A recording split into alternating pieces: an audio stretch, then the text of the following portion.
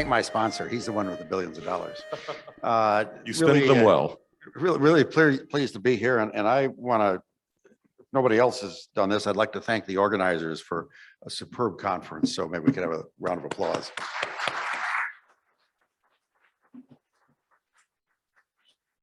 Well, what I'd like to do is give you a quick summary of where we are with the Breakthrough Starshot. We've had a couple talks that go into a lot more detail and a lot more technically competent than I am. So if you have any detailed technical questions, I'll refer you to my colleagues.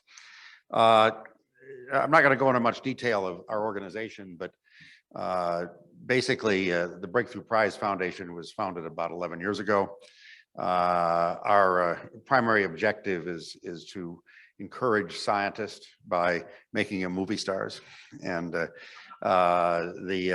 do that, because we're sponsored by a number of billionaires, is we have the world's largest science prize. They're $3 million each. There's 7 of them in life sciences, physics, and mathematics. This is about 3 times larger than a Swedish prize I'm not supposed to mention. I'd much rather win the Breakthrough one. Actually not, but that's, I'm not likely to win either. At any rate, there used to be a ceremony at NASA Ames, which has been postponed the last couple of years, but hopefully we turn up again. And it is sort of called the Oscars of Science. It's about the only time that you'll see scientists in a tux. And even less likely you'll see billionaires in tuxes. We had a few years of trying to persuade people like Sergey Brin that black tie doesn't mean a black t-shirt, but we're getting there. At any rate, I do want to cite one winner. This is Jocelyn Bell Burnell. She was the discoverer of the pulsar, but that Swedish prize was not given to her; it was given to her advisors. A couple of years ago, our committee decided to grant her a special breakthrough prize in fundamental physics. To her incredible credit, she gave the $3 million to a fellowship for underserved students and women. A really great person. So we were able to kind of address an old sort of slight. I won't go into a lot of other things here, but just get right on to the breakthrough initiatives. Our sponsor of the breakthrough initiatives is Yuri Milner, a physicist, an Israeli citizen.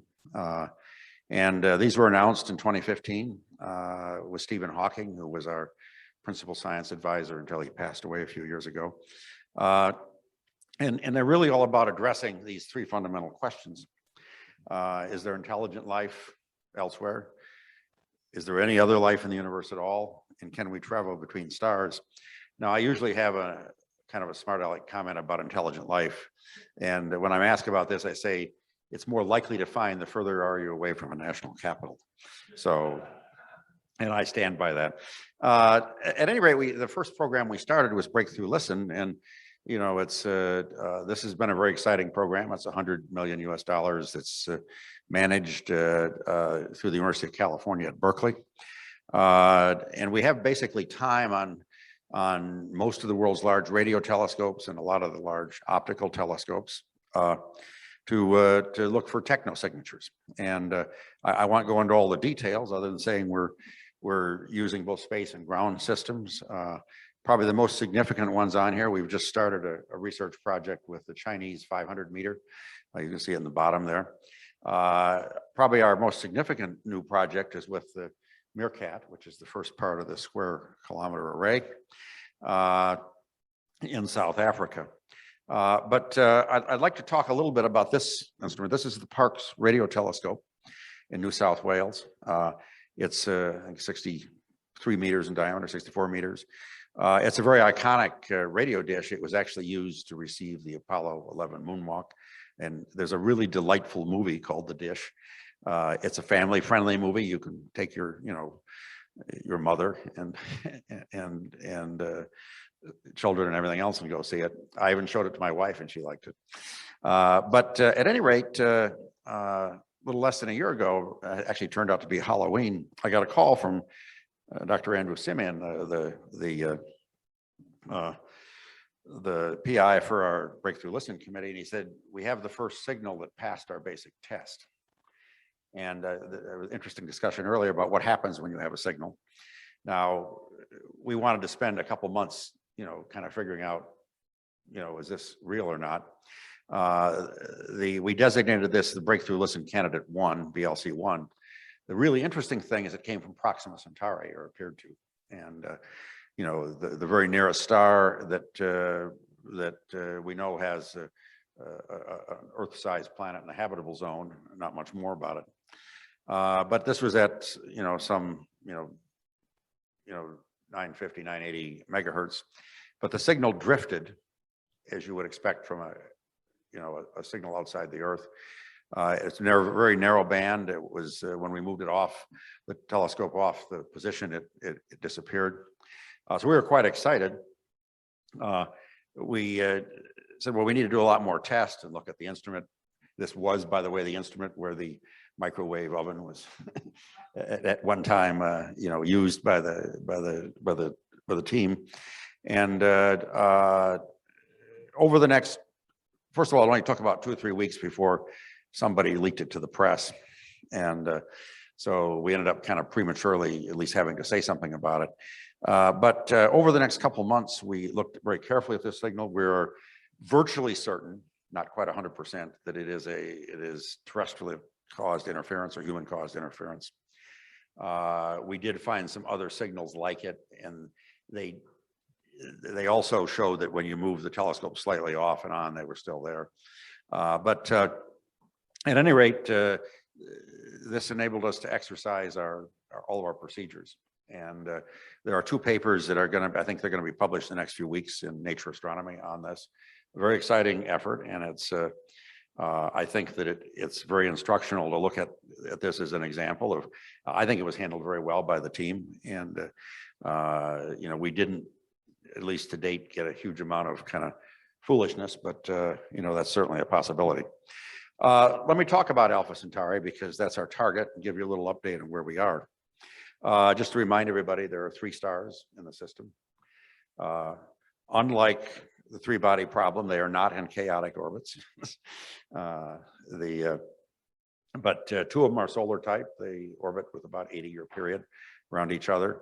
The 3rd one is noted as Proxima Centauri. It's a distant star. I think it's tens of thousands of astronomical units away, and it's a red dwarf star. Of course, this is an artist's conception of what they look like, although somebody pointed out to me, it's amazing that all 3 stars have the same sunspots on them.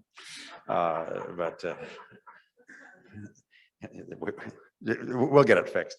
At any rate, that gives you the kind of relative size.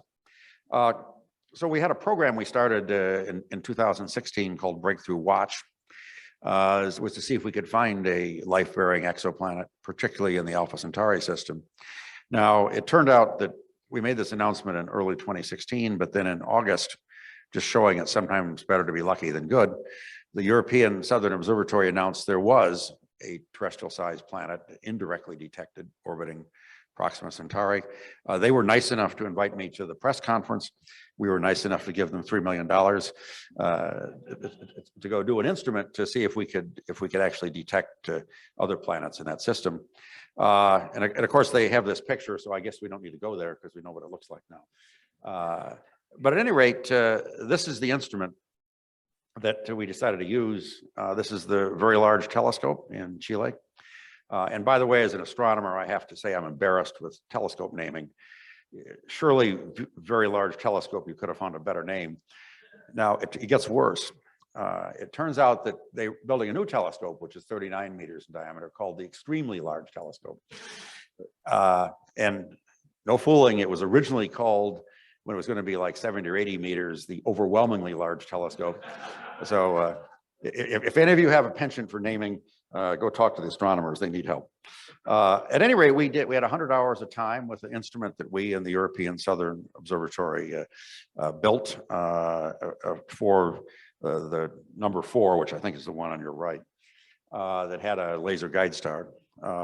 Infrared coronagraph. It turns out at 10 microns, the contrast between the planet and the star is maximum. It's only like 1 part in 10 to the 6th. So we have a maximum chance of seeing it.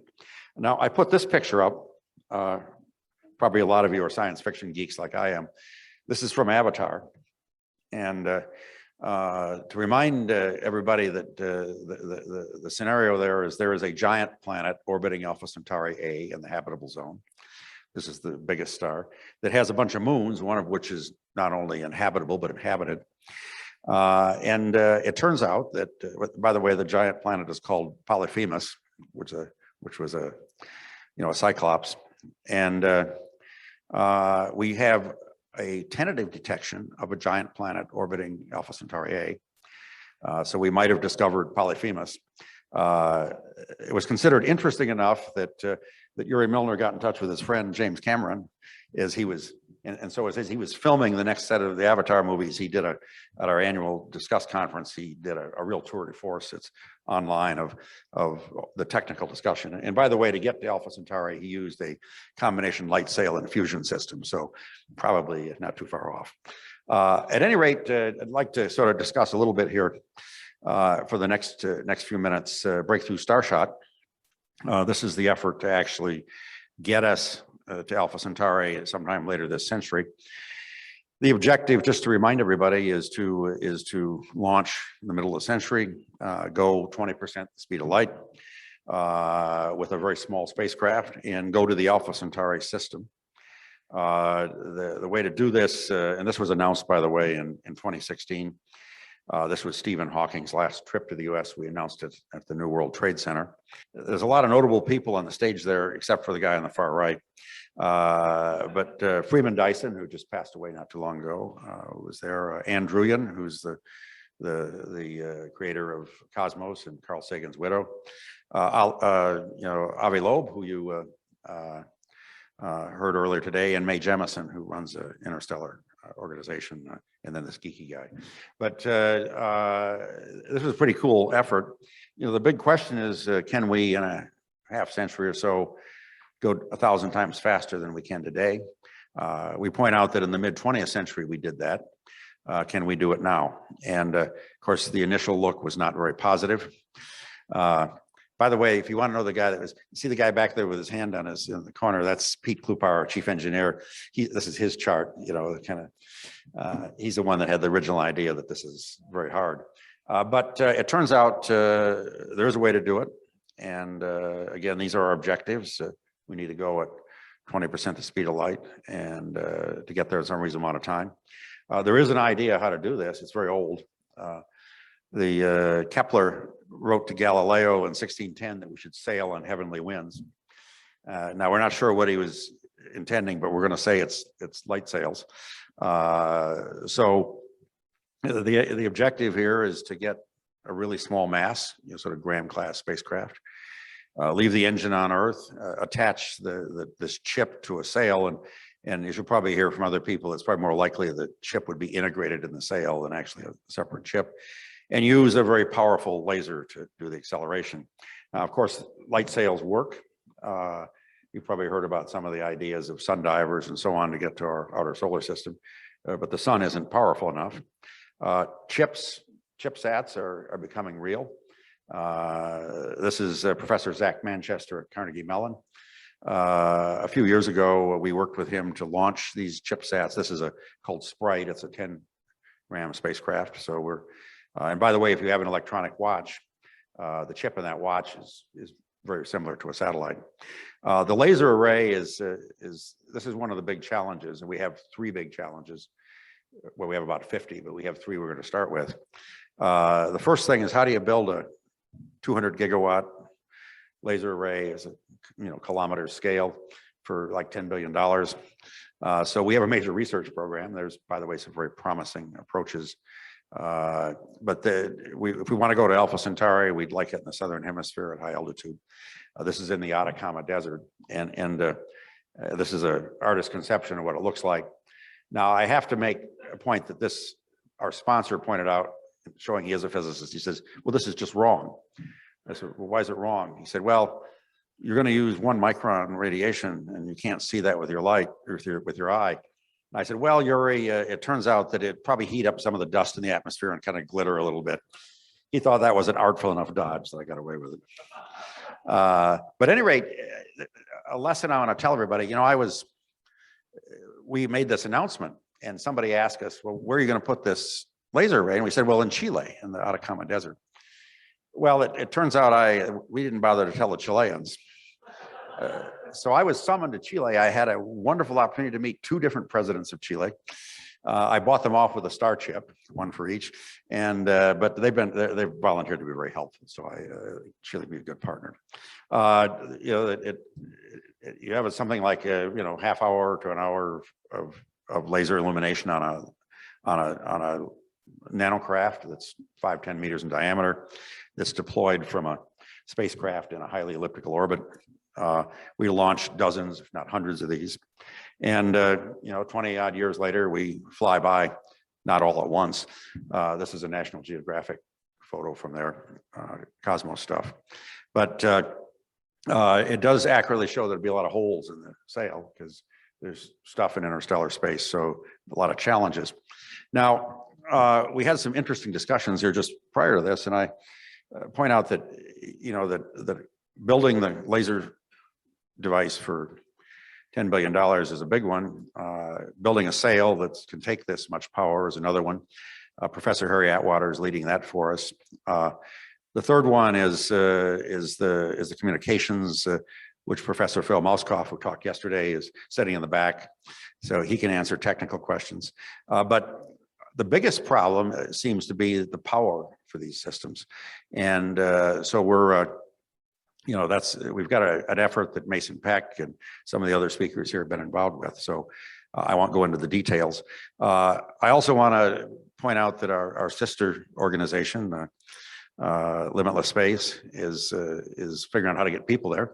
And Sonny White's here, and the Helicity leadership who talked yesterday. So I'm very optimistic we can actually get to the stars, initially with laser-driven light sails and eventually with people.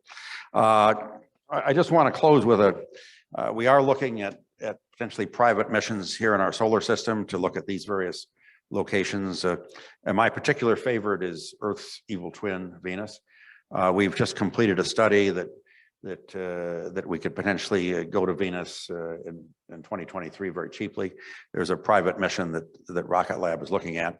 There is tentative detection of some biogenic gases. So, and there is a Rocket Lab mission. So I'll stop there and be happy to take some questions, but all goes well here in about 50 years. We may have our first image of a planet orbiting a nearby star, maybe life bearing, in the extremist, maybe civilization bearing, unlikely, but possible. So I'd like to thank everybody. And this is the group that's going to take us there. So I want to thank you. Thanks.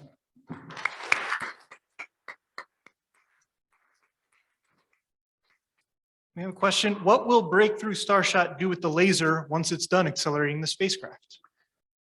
Well, that's a good question. And we're trying to look at that. Our view is that eventually this will get built by governments. And so it's not my problem. But if we build the cheapest one, it's probably only going to be capable of sending things to Alpha Centauri, because the cheapest thing is to have a fixed azimuth and limited range of elevations and so on that you can send this, and you can see the artist's conception. However, there's a lot of other really significant things a laser can do for light sails. I mean, we can send things all over the solar system, but you'd have to make it steerable. Now, there is a big policy issue, because if it's only going to Alpha Centauri, it has less worry of being some sort of nasty weapon. So we've begun policy discussions on use of lasers in space. We had a conference 2 years ago in the Czech Republic, and we're having another one, I guess, James, in November. And we've begun discussions with the UN Outer Space Office on how to come up with protocols of how you use lasers in space. But laser-driven light sails could take us all over the solar system very efficiently. Thank you. Oh, and by the way, they could protect us from asteroids. They're powerful enough at a few hundred gigawatts that we can blow away the surface material and accelerate an asteroid out of the way. I think Jerry Purnell mentioned that once as a planetary defense. He said it's sufficient power, you just raster scan the asteroid. That's right. Pulverize it. So, another question, or? Oh, yeah, we do have one more. One more. What was the space telescope shown in the center slide on the assets Breakthrough Listen is using? TESS. That's the TESS Planet Finder. We did a joint program with TESS to look at Proxima Centauri. Indeed, it's the data from that showed BLC1. So it's, they were looking at, seeing if they could see eclipses and other things. And so it's, we've also looked at other objects that they're doing, but it's a neat mission. Almost as good as the Ames mission, Kepler. Thank you. General Thanks Worden, much. it's a pleasure. Thanks so much for having me here. We appreciate it.